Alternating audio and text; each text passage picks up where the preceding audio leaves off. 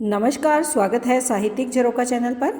आज हम करेंगे मुंशी प्रेमचंद जी का निबंध जागृति। इस निबंध का सार हम देख रहे हैं। देखिए, इस निबंध में बताना चाहते हैं कि हमें जागृत होना चाहिए किसके प्रति, हमारे भारतीय संस्कृति और मूल्यों के प्रति। तो यहाँ पर वो क्या कहते हैं कि जीवन में जितना महत्व जागने का है उतना ही निद्रा का यानी सोने का। दोनों प्रक्रियाएं एक दूसरे की सहकर्मी हैं। अगर जाग रहे हैं तो सोना भी उतना ही ज़रूरी है।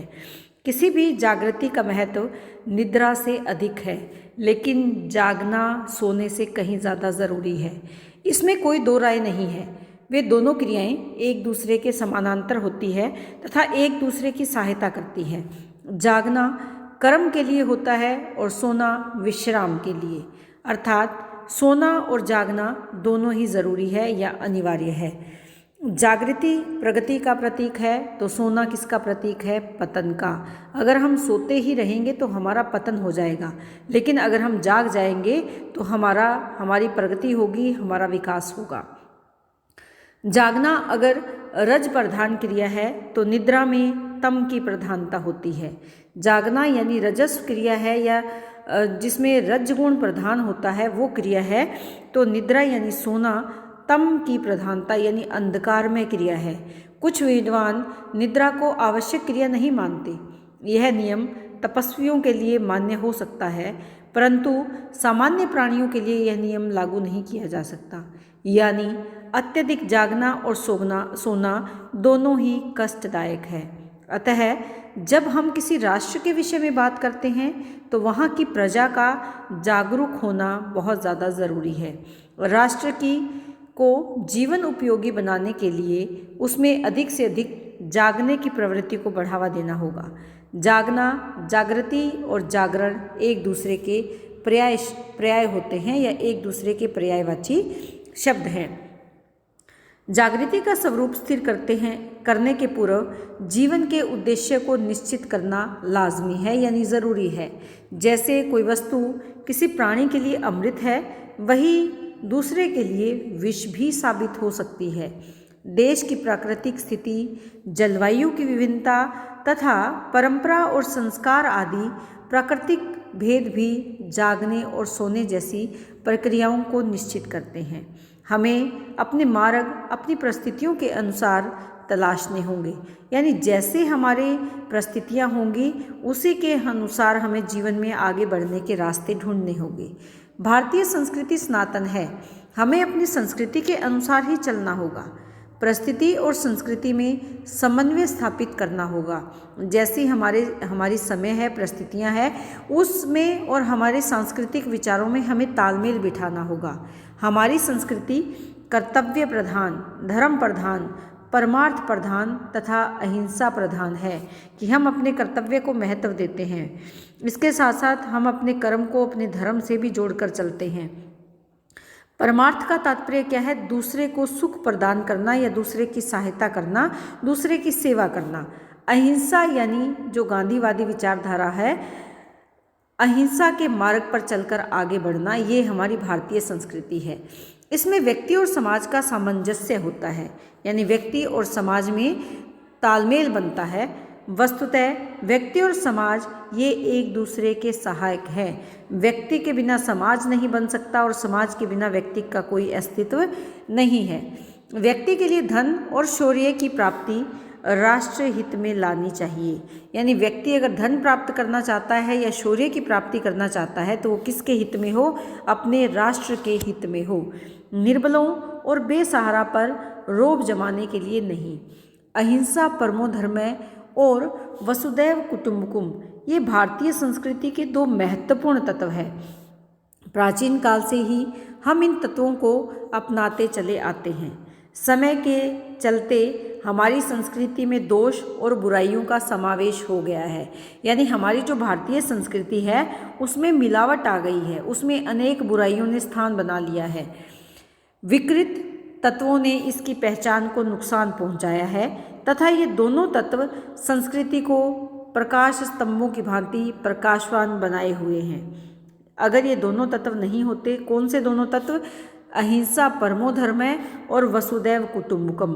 अगर ये दोनों तत्व नहीं होते तो न जाने भारतीय संस्कृति कहाँ गुम हो गई होती। वस्तुतः भारतीय संस्कृति अमर अजर है। हमारा विश्वास संघर्ष में नहीं सहयोग में है, अर्थात हम युद्ध के मार्ग पर ना चलकर सहयोग और भाईचारे के मार्ग पर चलकर आगे बढ़ने में विश्वास करते हैं। इसी क्रम में ये कहते हैं कि ऐसा माना जाता है कि सिद्धांत रूप में विश्व की सभी संस्कृतियां एक सी हैं, उसमें कोई विशेष अंतर नहीं है। अहिंसा और प्रेम पूर्व और पश्चिम दोनों संस्कृतियों के मूलाधार हैं, यानी चाहे पूर्व की संस्कृति हो या पश्चिम की, दोनों का मूल आधार क्या है? अहिंसा और प्रेम का भाव।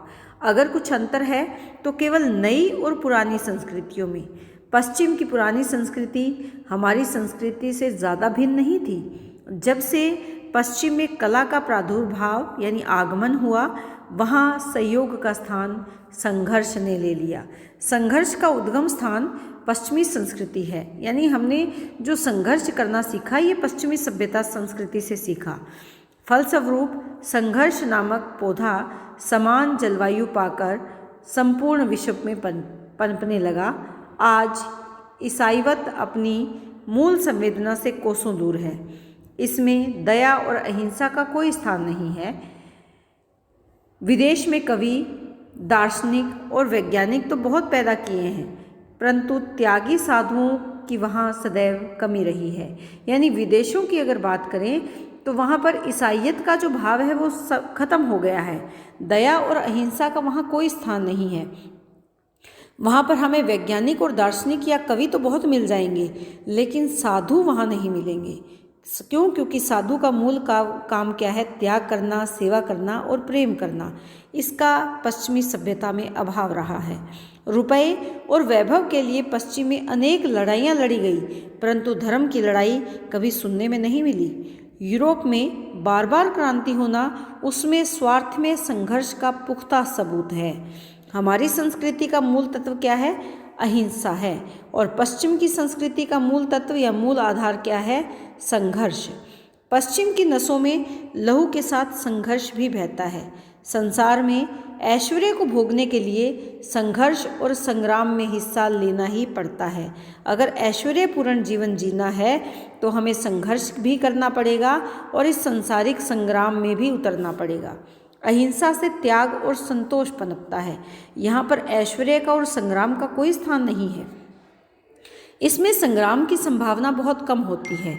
वहाँ जहाँ संग्राम की संभावना कम होती है उसके बारे में बता रहे हैं कि जहाँ तपस्या है, त्याग है, अहिंसा है, वहाँ संग्राम बहुत कम होता है।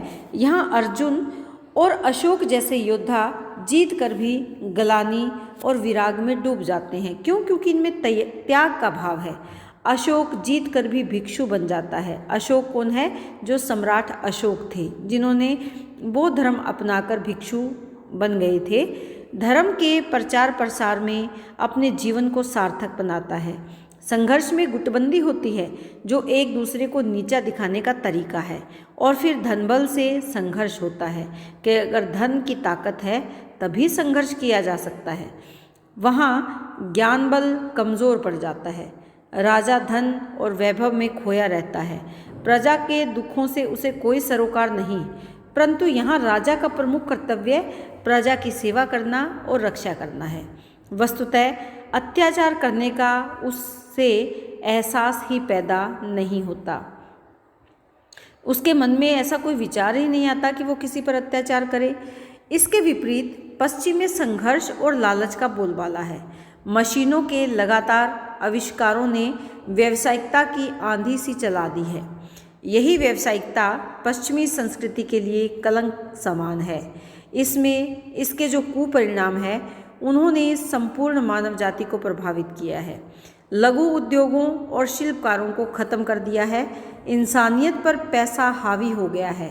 व्यावसायिक संस्कृति ने पश्चिम को शक्तिशाली बनाकर उसे सर्वोपरि बना दिया है और उसके अधीन पराधीन राष्ट्रों की संख्या निरंतर बढ़ रही है। यानी ऐसी पश्चिमी सभ्यता की पराधीनता यानी गुलामी स्वीकार करने वाले जो राष्ट्र हैं वो बहुत ज़्यादा बढ़ते जा रहे हैं। इसी व्यावसायिक संस्कृति में ने अंग्रेजी शासन की जड़ें मजबूत की थी कि ये जो व्यापारिक स्वभाव के अंग्रेजी संस्कृति या पाश्चात्य संस्कृति हमारे यहाँ आ गई थी, उन्होंने इसी बात को ध्यान में रखकर अपनी जड़ें मजबूत की। वहाँ दलगत राजनीति है, जिस राजनीतिक दल का बहुमत होता है वही राज करता है। प्रत्येक दल अपने अपने बारे में सोचते हैं तथा राष्ट्र के कल्याण के लिए कोई कार्य नहीं करता। इस प्रकार भ्रम और आपसी मतभेद की स्थिति उत्पन्न हो जाती है। परंतु जब राष्ट्र पर कोई संकट आता है तो सभी दलबंधों को भूलकर एकमत हो जाते हैं। अतः लेखक कहता है कि न केवल संकट के समय साधारणतः भी ये दल राष्ट्र हित में कार्य करें तो राष्ट्र का ज़्यादा उपकार हो सकता है, किंतु पश्चिमी संस्कृति में झगड़े और संघर्ष की मनोवृत्ति है। वस्तुतः वहाँ मिलकर काम नहीं होता, जो राष्ट्र के लिए अहितकारी पहलू है। तो यहाँ पर ये क्या बताना चाहते हैं कि हमने जो पश्चिमी सभ्यता और संस्कृति को अपने जीवन में अपना लिया है, इसी के कारण जीवन में संघर्ष बढ़ गया है, स्वार्थ की प्रवृत्ति बढ़ गई है, जबकि भारतीय सभ्यता और संस्कृति इससे कोसों दूर रही है। तो इस निबंध के माध्यम से अगर हम देखें तो लेखक ने भारतीय संस्कृति के शाश्वत एवं सनातन मूल्यों का महत्व यहाँ पर दर्शाने का प्रयास किया है। लेखक ये बताना चाहते हैं कि भारतीय संस्कृति कौन सी है, जो ये मानती है कि अहिंसा परमो धर्म है और इसके साथ साथ वसुदैव कुटुंबकम, ये भारतीय सनातन संस्कृति है। यही संस्कृति के दो मूल आधार हैं और हमें इनको अपनाना चाहिए। पश्चिमी सभ्यता से प्रभावित होकर हमें अपनी जो व्यवस्था है उसको ख़त्म नहीं करना चाहिए, उसको समाप्त नहीं करना चाहिए। तो यहाँ पर ये बताया है कि प्राचीन भारतीय सामाजिक व्यवस्था की भी वो चर्चा कर रहे हैं, जिसमें प्रत्येक समुदाय अपने अधिकारों से पहले कर्तव्य के प्रति सचेत हुआ करता था, उसके बारे में भी बात करते हैं। इसके साथ साथ जो सामाजिक व्यवस्था है वो कैसे सुधारी जा सकती है, जब हम पाश्चात्य सभ्यता से लिए गए संघर्ष के भाव को छोड़ देंगे या स्वार्थ प्रवृत्ति के भाव को छोड़ देंगे, तभी हम अपने समाज को दुष्परिणामों से बचा सकते हैं। तो लेखक ने पूंजीवाद के आने से जो दुष्परिणाम हमारे समाज में आए हैं उनको भी इस निबंध के माध्यम से अभिव्यक्त किया है। वो ये मानते हैं कि जीवन मशीनीकरण के कारण संघर्ष से भर गया है और ये मशीनीकरण किसकी देन है? ये पश्चिमी सभ्यता की देन है। हमें इससे बच कर रहना चाहिए। हमें हमेशा अपने देश के लिए, अपने राष्ट्र के हित में ही कार्य करना चाहिए।